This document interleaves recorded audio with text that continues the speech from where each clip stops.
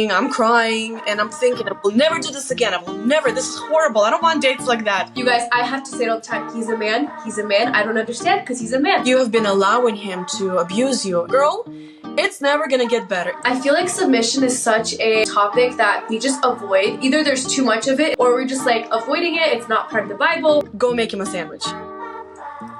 What?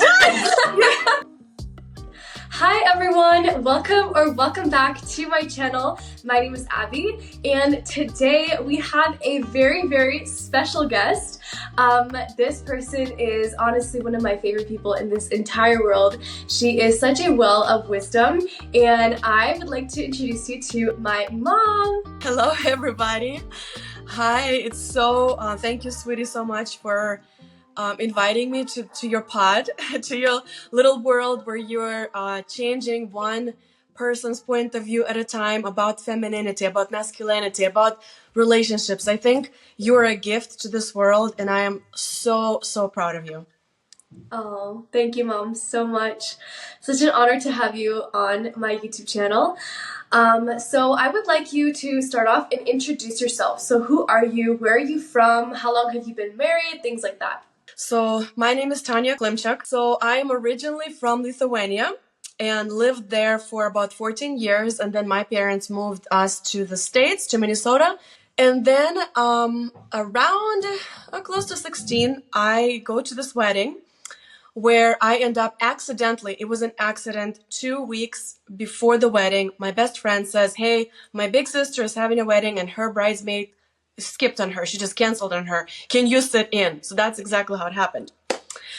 And I was like, okay, shoot, I'm gonna wear this dress that was not fitted for me. And like, I'm not wanted there. I don't know the bride very well.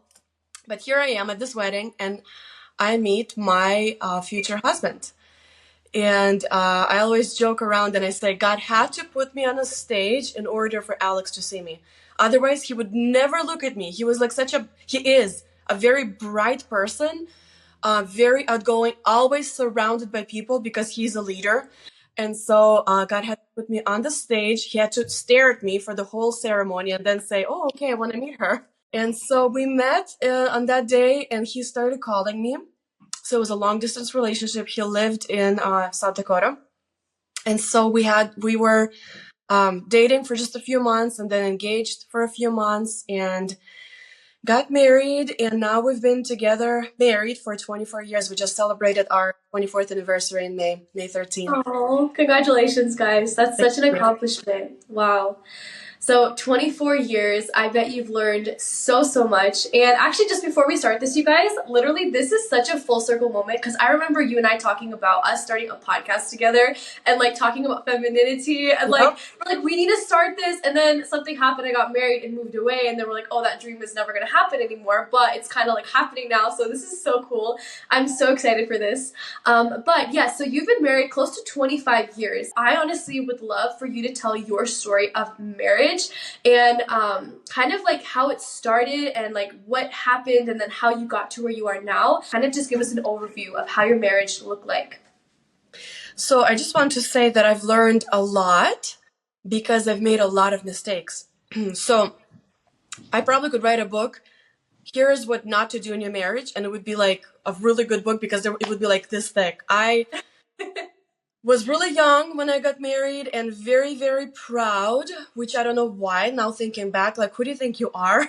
What have you done that you're so proud? I mean, for one thing, I did read a lot. Throughout my life, I read, until I got married, I read a lot. And then when I got married, I was kept reading books and I felt like I was so smart. I knew so much. And like I mentioned before, I'm married to a natural leader. And he kind of, he just knows stuff without reading. He's not huge. I mean, he used to hate read. Now he, Audible, praise God for Audible. He reads a lot. He inhales books, like one book a day. I'm not kidding. But back in the day, he never read. And here I am, this smarty pants. I read all these books. And so I felt super proud and super like above him. I know better. I am better. And so we had a horrible 5 years of marriage. It was horrible. Every day I wondered, how can I get out of it? And I just didn't want to be in it. I just didn't I didn't want to go home. There was days that I just would drive around.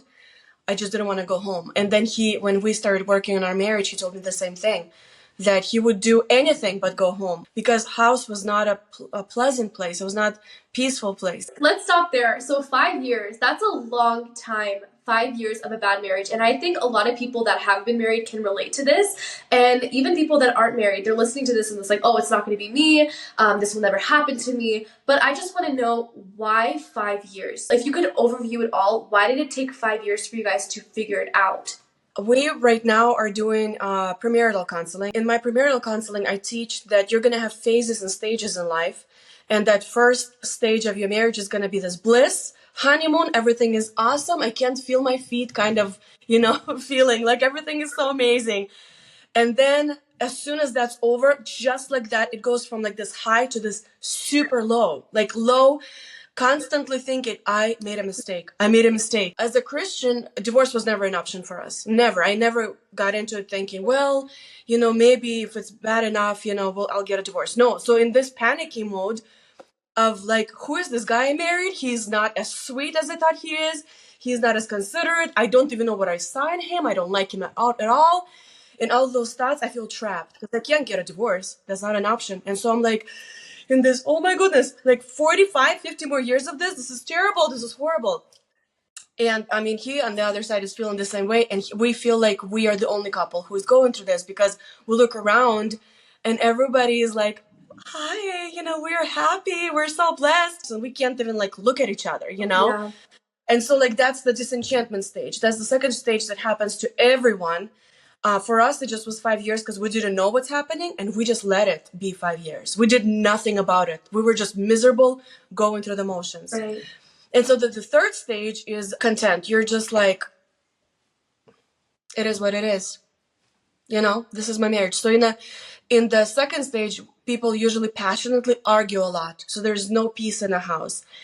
In the third stage, it's quiet. Nobody's talking. Like people are passing by each other as ships in the ocean and never talk. You do your part. I do my part. Don't screw up. I won't screw up. We're not going to argue. I assume that love is enough. I love him. He loves me. And that's all you need, right?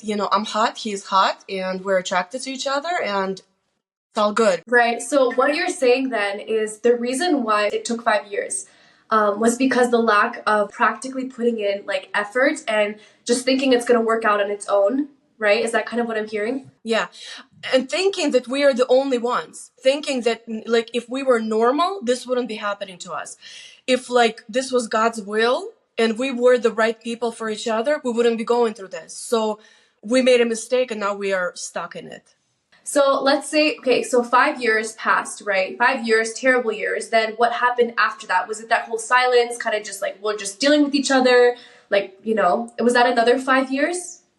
That was about another 5 years, yeah. Kind of like constantly being, just not feeling good enough, not feeling like I could be myself, not feeling, because when I am myself in the past 5 years, he didn't like it, So like I even stopped crying, I was really, really young when I got married and, pretty emotional. And I started kind of stuffing everything inside of me. And yeah, so about 5 years of just kind of this raising kids, doing what we need to do. We're in ministry. We have businesses, just doing the thing. It's interesting. I look at pictures now at myself. I'm young, like I have young skin. My body is slimmer, less pounds, everything.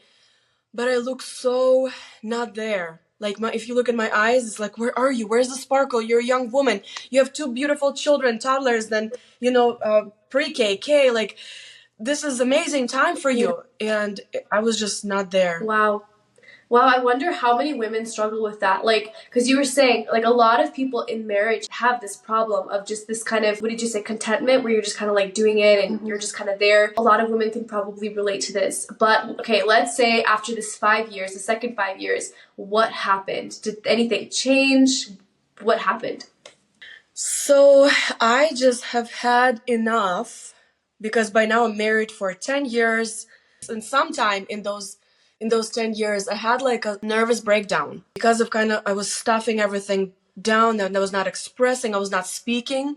This is something that, every woman is different, but that's what my personality does. I would just kind of clam up and just not speak out and not express what I'm feeling. And because of that, so much was stored that one day, another fight, another argument or something, and I just went outside and I just started screaming. It was like midnight, dark outside. I can hear myself scream and I can't stop it. Wow. And after that happened, I was like, okay, if I continue this, I maybe have 5 more years, but I can't. I cannot physically handle it. Something's happening to my body. And they said, okay, we're not going to get a divorce. So that means we're going to live like this for the rest of our life. I don't want to. So what can we do to change this? Was that a conversation you guys had together, or was that in your own mind, like, what can I do to change this? My first decision was I'm going to be happy no matter what. I felt like I needed to do an action. Sometimes you have a resolve, and in order to put like a period, like to this, like make it official, I needed an action. And so I chose going into the room, and he's sitting doing whatever he's doing. I'm like, okay, sweetie, I want to let you know, I don't need you to be happy. And he was like, what the heck? What are you going to do? I'm like, I'm just going to be happy. I'm going to be happy. No matter what you do, I will be happy. I'll be going out with kids. We're going to be doing things. You can join me or you don't have to. But I'm done being like this, blah. I can't do this anymore. And then I took a few conversations. Yeah. One of the first things that was magic, hardest things that we did, and at the same time pivotal for us, we started dating. We heard it somewhere. You need to date, especially when you have kids. You're never together alone, And so I remember going on the first date and just arguing the whole time. And it's not fun. We're driving home, we're not talking, I'm crying, and I'm thinking, I will never do this again. I will never, this is horrible. I don't want dates like that. But then this thought kept going through my mind that that's what they said. If you want to have a good relationship with your spouse, you have to date them. So we went again and again. Then I found some questions. I found some specific things that I could ask him. So we're not just arguing about, well, you did this and you said that, but like they're productive things to get it closer together, And so it was 3 questions that we still do once in a while. It's, what do I do that you love? And you say, please don't ever stop. Then one thing that I am not doing and you wish I did. One thing. That's it. And then what is one thing I'm doing and you're like, please stop. Like, stop today. I hate it. And so it's nice because I heard him, I asked all my questions, Right. And now it's my turn, right? Now I get to tell him.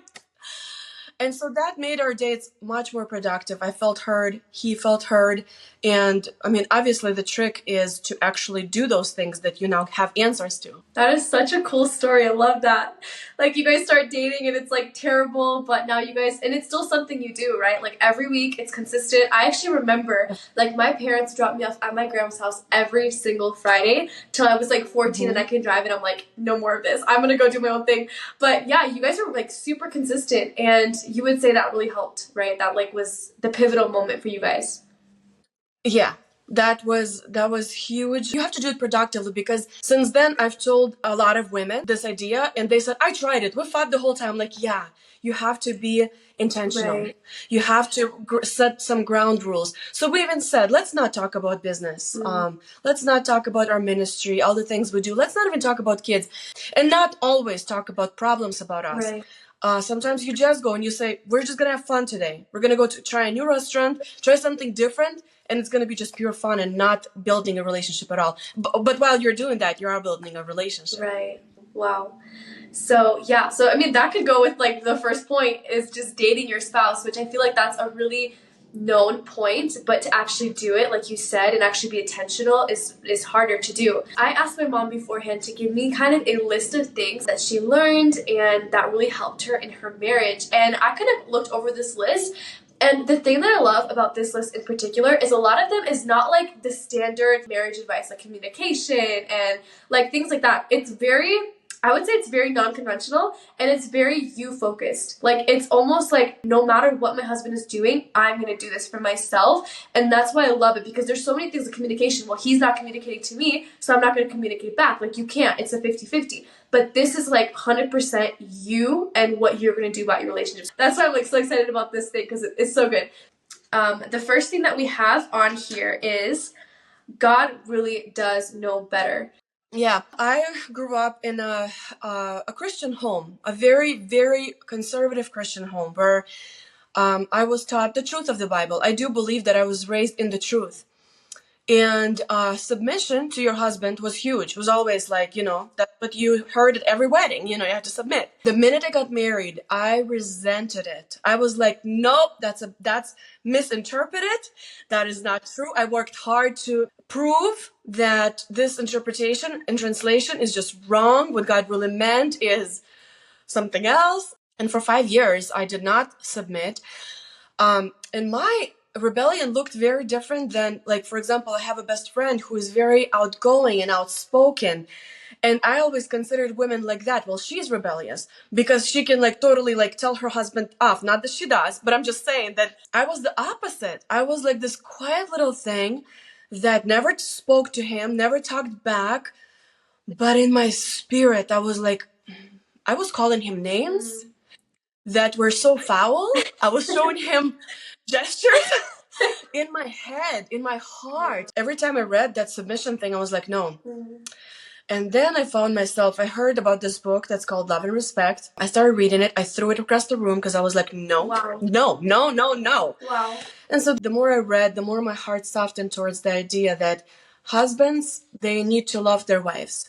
But the wives, I need to respect him and I need to submit to him and I need to honor him. And that's important for that relationship, that, polarity in the relationship. It was God. One day I woke up and I was doing my devotions and I realized this. Holy Spirit told me, you can submit to me and my will, but in order to do that, you have to submit to your husband. So I cannot be his daughter that he's pleased with and not submit to my husband because it's a command he gives to me. He says, daughter, I know best. I know best way for you to live and for you to be happy. And I want you to be happy. And the road to the happiness is for you to submit, to respect your husband. And for me, again, it was always very important to be a good daughter to God. At the end of my life, to hear a good and faithful servant. When I started respecting and submitting, I found the beauty. I was like, oh my goodness, it is such a privilege to submit to a godly, good man. Yeah.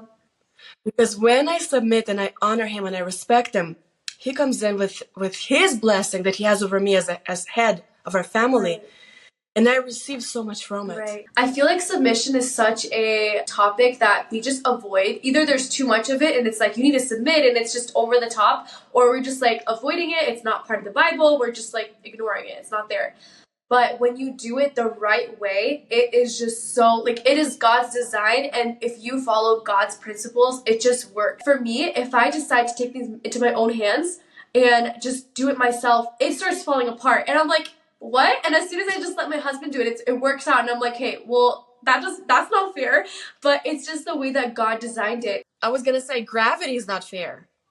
Like, gravity is not fair. I wish I could just like be light and float around, and it's not fair, but it doesn't matter what I think is fair. Right. It is what it is. Exactly. And I have to honor gravity in order for me to live a healthy, good life on this earth. That is such a good point.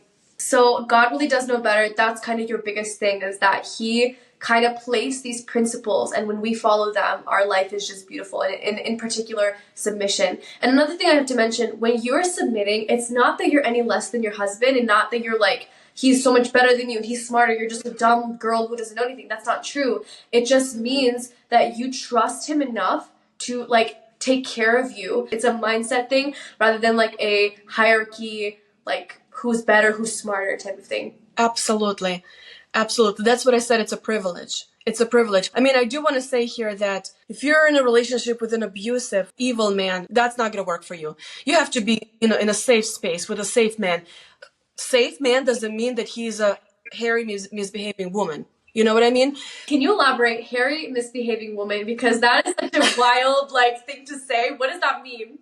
It's a whole thing. It's going to take 3 podcasts to explain, but basically, most women look at men as hairy, misbehaving women who know better, but they don't do better. Wow. So in our eyes, we're always like, well, a woman wouldn't do that. I wouldn't do that. So we'll look at them instead of recognizing the gender difference and saying, he's a man. He's a man, and he has a very good reason for doing the thing that he's doing right now. I don't understand because I'm not a man, but he's a man.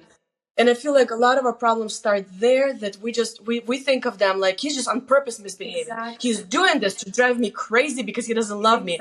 No, he's just a man.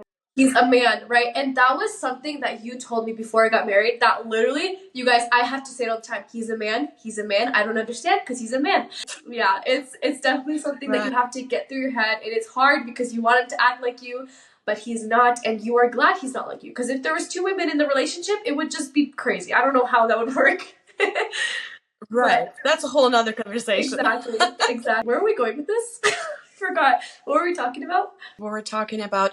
Submission to a abusive man is not necessarily going to fix your relationship. Like, I don't think you should be submitted, to abusive men, abusive husband. You're not doing any favors to him if you're allowing him to abuse you, because he hates who he is when he's abusing you, because that's not who God made him to be. He wants to be a protector and provider. And so when he misbehaves like that and he acts against the God-given role of protecting, and he actually harms you and you do nothing about it, he hates you for it. He wants you to stand up and say no. And I always say, one time is the only time you're going to abuse. One time. And I know sometimes it sounds harsh and like, no, you call the police. You do. It has to hurt. He has to know that he cannot. He might want to. And let me tell you this. Most men want to be aggressive. That's how, like, what do boys do when they don't get along? They fight. Right. But a good man who has self-control, he controls himself. Well, if you're married to an abusive man, you have to teach him self-control. He can control it. Right. It's just you have been allowing him to abuse you, and he is gonna only get worse. Like, it's never gonna get better. It's only gonna get worse and worse and worse until one day you're gonna call somebody and you're gonna say, I think he's gonna kill me. Because again, that anger and that hatred towards himself, but he is gonna express it on hating you, is only gonna grow. So you have to put an end to it. So then a man like that, right, you're saying that you can train him, but do you think there's ever a point where he's just not a good man? He is not worthy to be married to you? Like, what is that point then? The one time when he hits you, you don't wait for second, for third, for fourth. You that one time, one strike and you're out. But a man who is like, shoot, I messed up. I'm gonna do better. He will do better. And then this fear of like, no, I'm not going to not prison, jail anymore. We're not going through this anymore. It's gonna help his self-control until he builds his own self-control. And he learns that you don't treat your wife like that. You maybe go for a walk, for a run, for a drive, whatever. But a bad man who is something is wrong with his mind, he will get very angry and he'll leave. Why would you want to live with a man like that anyway? Why would you want to hold on to him if he decided that he's not going to change? My experience is that when you put a stop to it that first time, most men, it's like a shakeup and they're like, okay, no, I can't do that anymore. Yeah, that's such a real topic. Thing is, a lot of people blame men for it when it's two sides. There's two sides to tango, right? And there's obviously the man and there is the woman as well. So you guys, you have to do your part too. Okay, can I say something else? Okay, and this is like warning. Unpopular opinion coming your way. So if you're super sensitive, I just say just fast forward this because you're gonna get triggered, But if you're not super sensitive, stay on. And as women, let's not provoke men to violence. I have personally experienced situations where I'm watching somebody and she just keeps going and she keeps going and she keeps going. I'm standing here, I'm like, just stop it. Just stop it. Like, I want to slap you. I feel so bad for your husband. I can't say, like, my husband has never threatened to hit me or never put his hands on me. However, there was times when I would be talking to him and I can see that he's on the edge, like he's getting so angry. And I have a choice. I can continue and find out where this goes, or I can just stop. Just stop.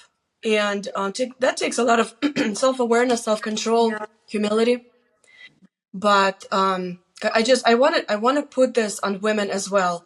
When you see him getting red and getting angry and his hands are in fists, just stop it. You can continue the conversation when he calms down. You can bring this up respectfully. But for now, Just stop it. Just be quiet. Yeah, that is such a good point. And that goes into the second point, actually. Humility is a superpower. And that kind of is going with what you're saying, is to literally humble yourself and say, okay, this is not worth it right now. My husband is capable of so much. Like, so I just need to stop talking. And again, that doesn't make you less of a person. That makes you stronger. That you can just like stop talking and be quiet and let your husband go do his thing. So can you talk more about humility is your superpower? Okay, I'll tell you the story kind of to illustrate. We were fighting, we were arguing in a bedroom, and I felt like in my heart, 100%, I felt right. I am right. And he's just not hearing me. He is interrupting me. He's shouting. He's being too aggressive. And I walk out of the room and he even like screams at me. He's like, don't leave, come back. And I'm like, I'm done with you. I left the room. And I remember it's snowing outside and I feel so sorry for myself because little Miss Thing was mistreated. I want to leave the house and I want to slam the door and just like I want him to know and like I want him to be sorry. You know, he was so mean to me. Right. And I'm looking out the window and I have this thought, you know, Holy Spirit says, pray. And I'm like, fine, and I'll pray. And so I start praying. I'm like, God, I need wisdom. I need wisdom. I don't know what to do. I need wisdom. I hear this, and I'm not kidding you. It kind of like slaps me on my face. Go make him a sandwich. What? Who says stuff like that? And I remember arguing with him in my mind, like, I'm going to make him a sandwich. I'm going to poison him. Like, the only thing I'm going to, like, I'm so angry. And I hear him say, well, you can do it your way. Yeah. You can do it your way. But you asked me what should you do, and that's my solution. I'm like, how is this gonna solve anything? And it was like so going against my pride. This is the opposite. Like that means I'm gonna have to go and humble myself in front of him. And like, what am I gonna say? I just walked out, and I'm gonna come back with a sandwich? Like no. And so here I am. Like by the time I'm done, I'm cooling off. I'm praying. God give me wisdom. God give me wisdom. And by now I'm calm, but I'm embarrassed. Like literally humility feels, one side of the humility could feel like this is embarrassing. This is so embarrassing. And humility is choosing the embarrassment and saying, okay, that's fine. Who do you think you are that you can never get embarrassed? So I'm walking into his room, my cheeks are red because I'm like I feel humiliated. Yeah. And I come in and I just, bring him the sandwich and I put it on his, nightstand, and he's like, what is that? I'm like, it's a sandwich. I made you a sandwich. And he was like, why? I'm like, I don't know. I just felt like you were hungry.